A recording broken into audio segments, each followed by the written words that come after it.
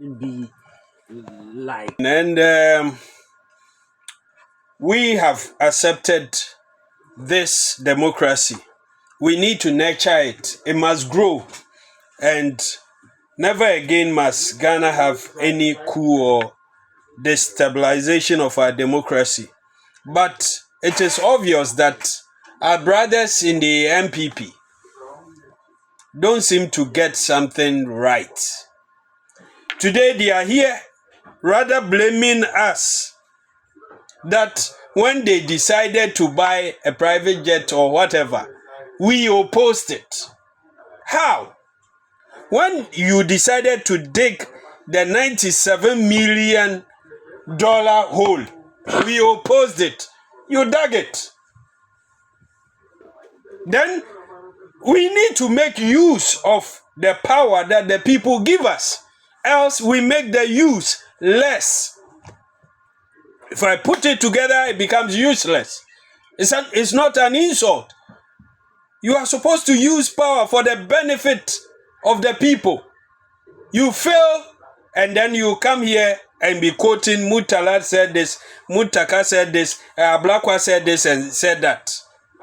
When you came to destroy the state the way you did, today you find yourself in opposition. We need to move on. Now you mix the presidential jet with retooling of our security services. You mix everything together and blame the NDC and make it look like we are the cause of the tragedy. It's so wrong. So wrong. Anytime you say this, you should be ashamed. So wrong. Ghanaians had so much hope in you. You dashed our hopes. Today you find yourself in opposition, where you'll be there for a very long time. Very, very long time. We are mourning. So, my brother, the usual MPP, NDC things, we need to get to that point. We say that this one is good for God and country.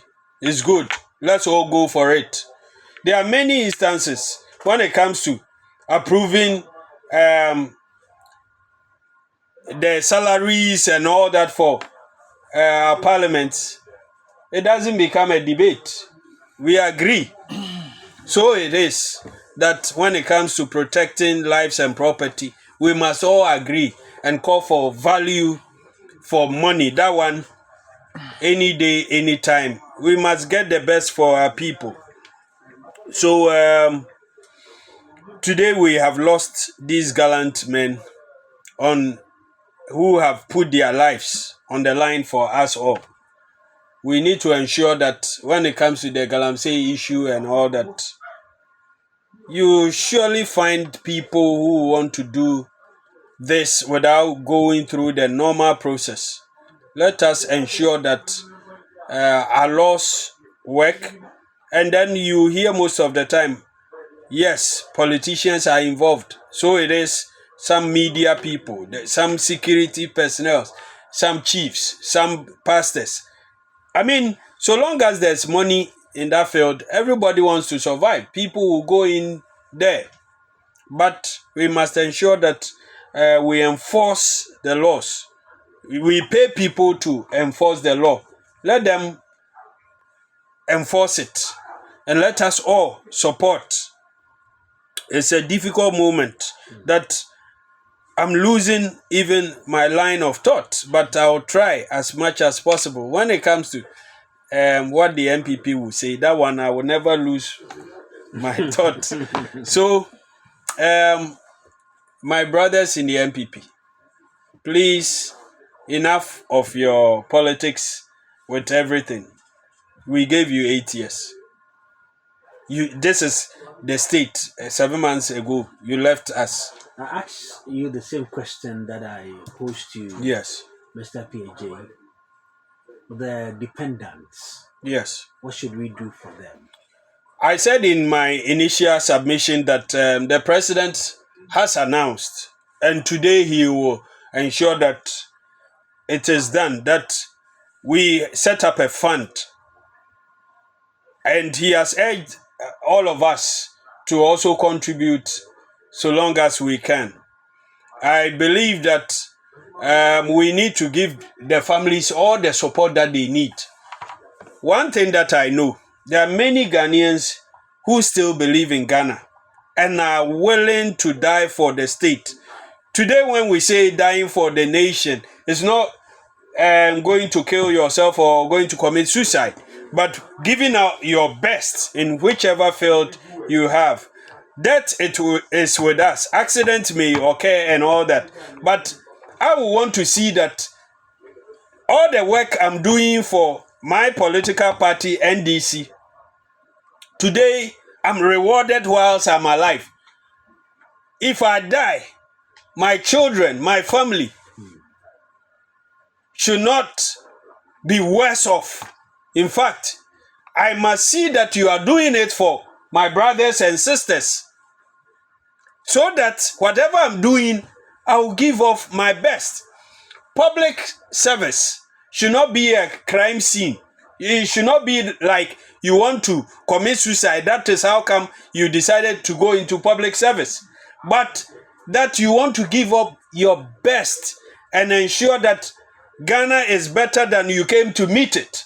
When you leave, when you die in the course of duty, the nation must ensure that your children, your family are well catered for, even more than you could do whilst you are alive.